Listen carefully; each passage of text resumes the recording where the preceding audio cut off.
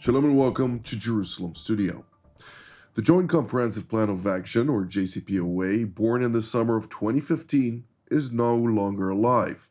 For most of its 10 years, it was dying a slow death, and earlier this week, it was finally put to rest by its intended beneficiary, namely the Islamic Republic of Iran. During its short existence, it was neither joint nor comprehensive, and definitely no plan of action. Russia and China are now siding with Iran, but their United Nations moves are sure to fail. So now that the JCPOA saga is over, what next for the Iranian nuclear project and those, Israel, the United States, and certain European powers, determined to control and preferably do away with it? To dissect these matters and answer some important questions, we are joined all the way from New York City by Dr. Olli Heinonen, who formerly served as the Deputy Director General of the International Atomic Energy Agency, or IAEA, currently a distinguished fellow at the Stimson Center in Washington, D.C. It's great to see you, Olli. Thank you for having me. Thank you for joining us. And also joining us from Washington, D.C. is retired Brigadier General Mark Kimmitt, formerly an American Assistant Secretary of State for Political Military Affairs. It's a pleasure having you with us, Mark. Good to see you, Jonathan. And last but not least, our TV7 editor-at-large, Mr. Emil Oren.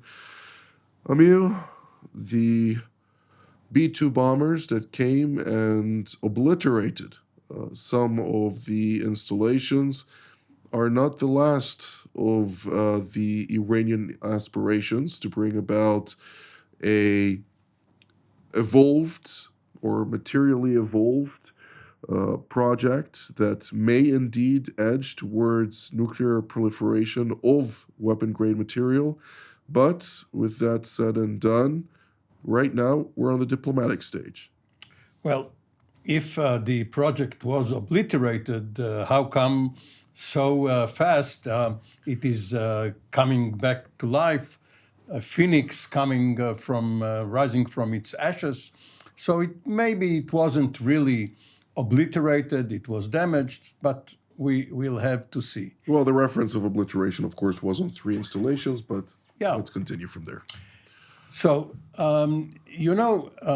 senior American officials have descended on Israel lately.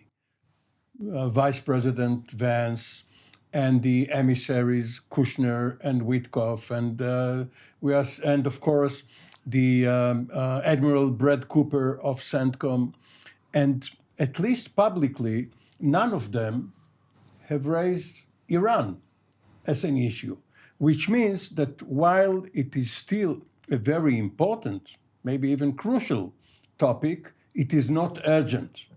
That right now, Gaza, Israel's place in the region vis-a-vis Saudi Arabia and others, perhaps some arrangements with Syria and Lebanon, these are more important for decision makers in Washington and Jerusalem and perhaps elsewhere than Iran. So the scenery is now New York, UN, perhaps the Europeans having some back-channel talks with the Iranians, and Vienna, IAEA. Well, let's find out more on the current state of Iran's nuclear program. Dr. Heinonen is one of the leading experts in this field. What can you tell us about it, and to what degree should leaders be alarmed about the progress in which the mullahs are trying to look forward and not backwards into the hiccups that they faced in the last couple of months? Thank you. What we hear now are pretty much political statements, is amplified with some of the satellite imagery which is available, which shows, as you said, Jonathan, those 3 major locations badly damaged, and you probably can write them off for quite some time. That's what we know. But most importantly, and Iran has already taken it up, they say that they know where the high enriched uranium, 60% enriched uranium is, and they use it as a threat And we should not also forget about the 20% enriched uranium, which is also quickly possible to enrich further to weapons-grade material. So now the question is, first of all, for the material, is it available? Yes or no, or parts of it. I would be really personally surprised if they casually stored it on those centrifuge halls. This was their crown jewel. So they must have kept this material in a good storage. Most likely they were expecting some attacks, whether they were thinking that they are so devastating as what we have seen. So I would not be surprised if all the eggs have been in one basket and all the uranium on those 3 locations, Isfahan, Natanz, and Fordow. That's the first thing. But the big question is, if we look first just the enriched uranium to weapons grade, Iran was approaching mass production stage of centrifuges. Those components were manufactured in several locations, geographical locations in Iran, all the way from Mashhad down to Shiraz, west and east of Iran, in special workshops. They must have stocks of those because this was a continuous production. So are those available, and are the critical ones available that they can assemble quickly if they so wish? A small enrichment facility, let's say with 1,000 or 2,000 centrifuges. I would not exclude that possibility. And it will not take a long time. You don't need to build a big thing. And I give you an example of this. Let's assume that I had to build it.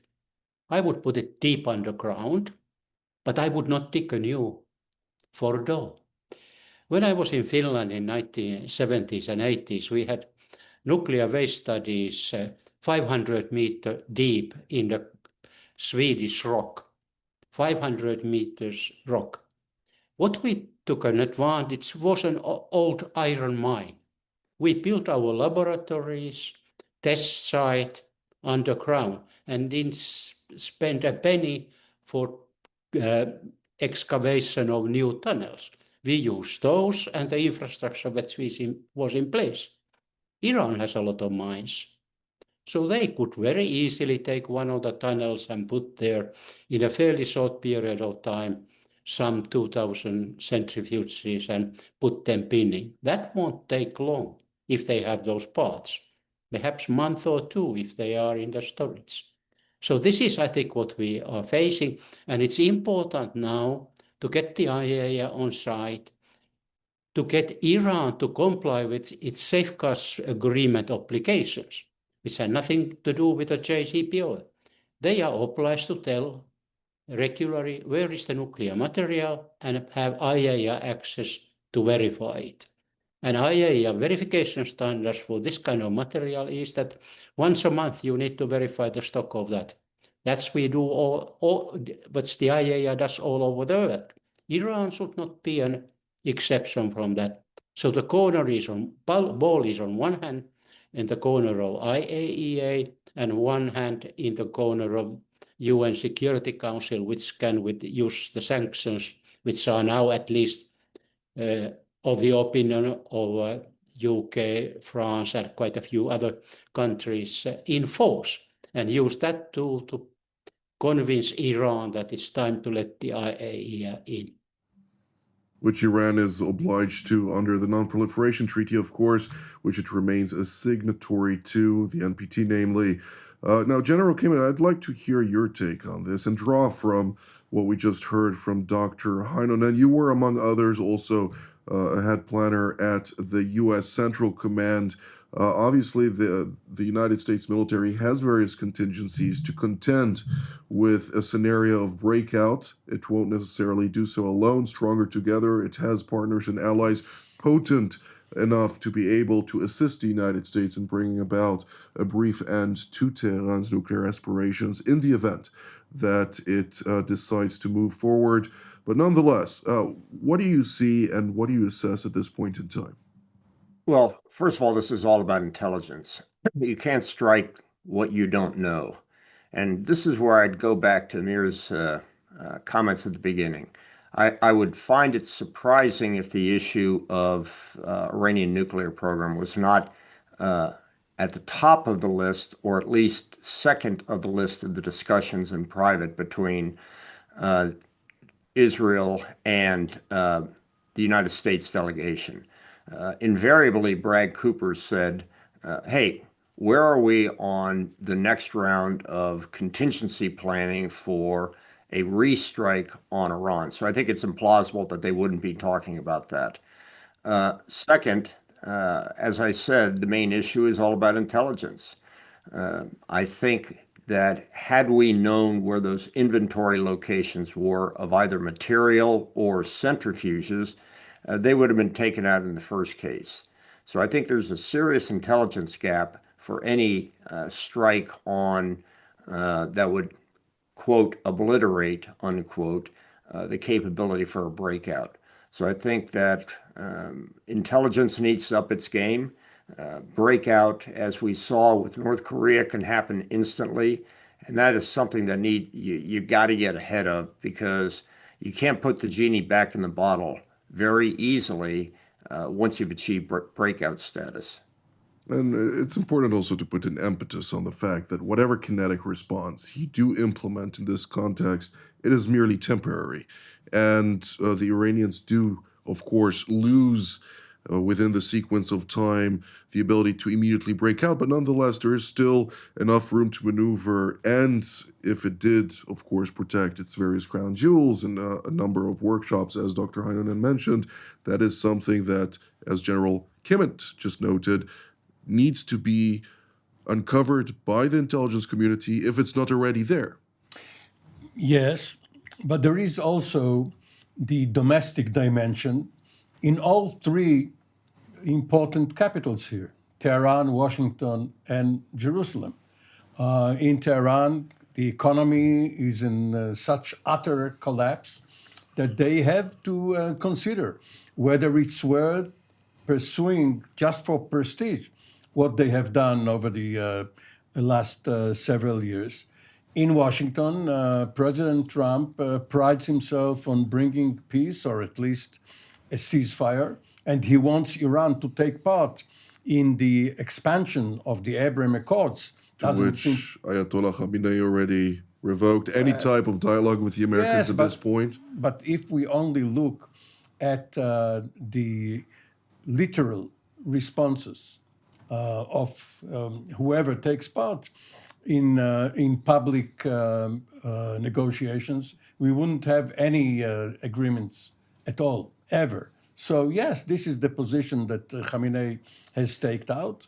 But Trump too said several things which he later used as negotiating tactics or props. And for Israel, returning to strike Iran now, when Israel may be headed towards early elections, this is not a proposition which the government will lightly entertain. And yet strategic necessities usually outweigh political considerations on the domestic. It's in the eye not of the beholder, but of the office holder. Indeed. Well, Dr. Heinonen, I'd like to expand a little bit on Iran's capacity, potentially, in the event that intelligence does gather enough of evidence, since they did separate much of the components that they had, as you noted, in various workshops across Iran. In the event that they decide to start and assemble those various lines, in your assessment, to what degree do they have a credible capacity to leap towards nuclear breakout within a matter of months or even weeks? Well, that's hard to say, because centrifuge is one thing. First you need material, then you need the centrifuges, but it doesn't end up there. You need to get this high-enriched uranium, which you have, convert it to uranium metal components, metal alloy components, and machine them to proper shape. That will take time. This is a highly critical material, nuclear critical material. You need a special arrangement. So it will take much longer time to machine those components compared to enrich them to weapons grade. This is the first thing. Then you have to have a component of the weapon itself. It includes electronics, high explosives, and control systems. You need to have a way to trigger it, follow it. You need to have a proper missile which is done. Certainly they have plans all for this, but to which degree they have tested those components, we really don't know. On the other hand, one has to remember also from the history. When we go to 1998, Pakistan did, I think it was 5 or 6 nuclear weapons tests in 2 days, and they were all successful. So you can prepare a lot of things with all kinds of cold tests and be confident that they work. And we have to remember that one of these Pakistani devices, apparently, according to the Pakistani statements, were miniaturized, something which fits to a missile. But these are unknown, and as General Kimmitt says, we need intelligence to establish what is, where it is, and where it is today. They have moved these things in last 10 years, built new places, erased old ones. So the question is how up to date the intelligence is in under these circumstances. And then when I look person power, I think that they are pretty well off with the uranium handling people, those who can do the enrichment, who can deal with the uranium metallurgy. How well they are down in the chain with the actual weaponization and missiles, that are these people still there who are they good enough knowledgeable? I think they are, because I saw the types of meetings Mr. Fakhrizadeh was at time running. I think one of the reasons was to build the cadres to do this. So number of questions. Absolutely. Well, meanwhile, the United States, alongside the E3, France, Britain, and Germany, have already enacted, as we know, this snapback mechanism, reviving many sanctions, or rather UN Security Council resolutions that entail a host of sanctions against critical infrastructure of the Islamic Republic of Iran. And I'd like to turn to General Kimmitt to ask about whether or not those are enough at this point in time, and to what degree are the enforcement mechanisms backing the necessary procedures to ensure that those sanctions are indeed effective. Well, Jonathan, you know my view on sanctions. Sanctions don't work to truly change the behavior.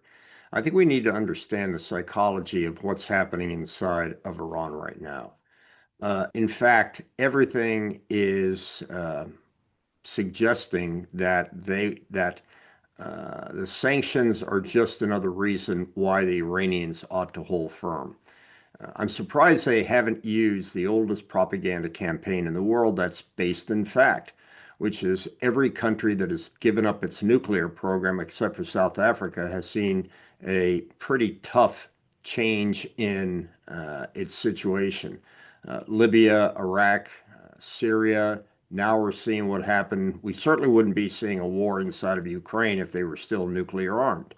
The record of forfeiting a nuclear program is pretty bleak. So if I was Iran, I'd be telling the people, listen, the best way to get the situation back to Iran being a great and prosperous nation is for us to have a breakout capability, and then we can rebuild behind the shield of a nuclear capability. The world is against us. The world wants to attack us.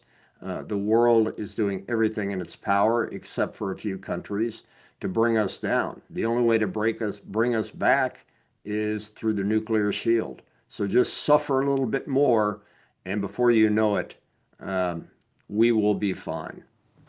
Well, that is partially true, and I'd like to challenge you on that, since we just saw a heavy exchange between India and Pakistan, two nuclear powers. They didn't turn into a nuclear war, and I think that there is clarity between those two countries that entering into nuclear warfare would have some devastating consequences for both countries. But nonetheless, when we're looking in broader terms, I mean, yes, South Africa already had nuclear weapons, but Libya did not have nuclear weapons. And it would have faced dire consequences based on a number of reports that came to light after the fall of this regime, that a few countries had already plans to implement the eradication of those installations. So the question mark is always as to whether or not making that leap would bring about the regime change that they're so fearful of and are pursuing nuclear weapons to prevent in the first place, particularly at a time when they know that a new engagement or a new cycle of violence, particularly with Israel, may very well shake this regime to its core. Well, Jonathan, what I'd say is you actually make my case for me. You can only imagine where India and Pakistan would be right now if only one of those countries had a nuclear weapon. It would certainly be, let's take, for example, if A.Q. Khan had developed a nuclear weapon for Pakistan first. Do you think Pakistan would be sitting idly by, allowing these conflicts going on between India and itself? Do you think it would not have taken Kashmir by now if it had a nuclear weapon and India didn't? What you have, of course, is both those countries are in a state of deterrence against each other. And so all of those conflicts become quite small. Look at North Korea. North Korea is a mess, always has been, ideological for sure. But the fact remains is nobody's going to mess with it because it has a nuclear weapon. And I think if you take a look at North Korea as the model for Iran, I think there's a lot of symmetry between the aspirations of Iran and the abilities and capabilities of North Korea. I doubt that the Ayatollah regime, however, would survive Breakout, but that's my opinion. Mr. Olin? You know, originally in the late 1960s or early 1970s, the Shah wanted nuclear weapons in order to stave off a Soviet invasion coming from the north, south through the Zagros Mountains. He believed that tactical A weapons would do the trick. He first wanted the US to station them there in order to help him absorb the first Soviet attack and then made them go away for fear of being obliterated. But the Ukraine example is different because it's an invasion. It's not an exchange of fire between two countries across the borders or the line of control, as is the case in Kashmir. And Iran is now in a much weaker position than it was a year ago because it lost both the Hezbollah flank and the Syrian one. So it has to reconsider whether it is worth their while to clash with the US and Israel without any support, any reinforcement from outside its borders. And with regard to Pakistan, let's be frank. It's the country that utilizes terror organizations to try and probe its neighbor and seeks to exploit every opportunity possible to penetrate and to take over territories that it believed it was wronged when it had to relinquish those to India. But we are drawing to the end of the program today, and I'd like to give our distinguished guests a minute each to have a closing statement. Dr. Heinonen, we'll start with you. What we are missing is information, at least in public. Certainly the intelligence people have some, but the intelligence collection needs to be revitalized.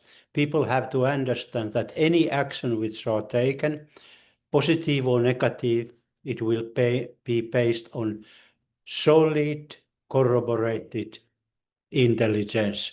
And there are many ways to do it. Each country does it using national systems, but we need also to have IAEA and perhaps even some UN folks involved in controlling the missile program. Absolutely. It's a very important point. It also has its ballistic missile program, the delivery system, so to speak, that is very much pursuing to advance, with many lessons to be learned from the last exchange between Israel and the Islamic Republic. General Kimmitt? Well, I still believe that unless the intelligence picture clears up considerably, that there will be a breakout. It doesn't necessarily need to have a missile delivery system. As you know, we had atomic demolition munitions that were backpack carried during the Cold War. So I think this obsession that, or this theorem that says, even if they have a nuke, they can't deliver it because they don't have the missiles to do it. I simply think that that's not true. And so we need to use the greatest intelligence system and greatest intelligence capability of Israel and the West to find those capabilities and do something about them before the breakout occurs. Absolutely. Mr. Olli? In one sense, we already had a breakout in April of 2024, the first of three battles between Israel and Iran, Israel helped by its allies and partners. So here we are, April and October last year, and June of this year. This is probably not the last of the clashes. Mr. Amir Oren, General Mark Kimmitt, Dr. Olli Heinonen, thank you so very much for all of your insights. And I'd like to thank all of you at home as well. Until our next edition, from here in Jerusalem, Shalom.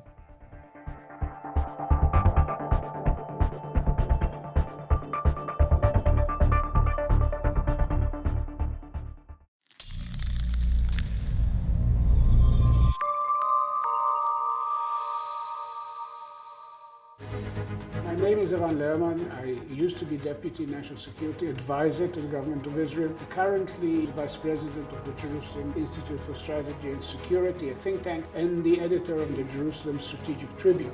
For the last few years, I've been a regular panelist for TV7, a fantastic opportunity to bring deep and analytical perspectives to the debate over regional affairs, Israeli affairs, international affairs, in the company of some of the best minds in Israel.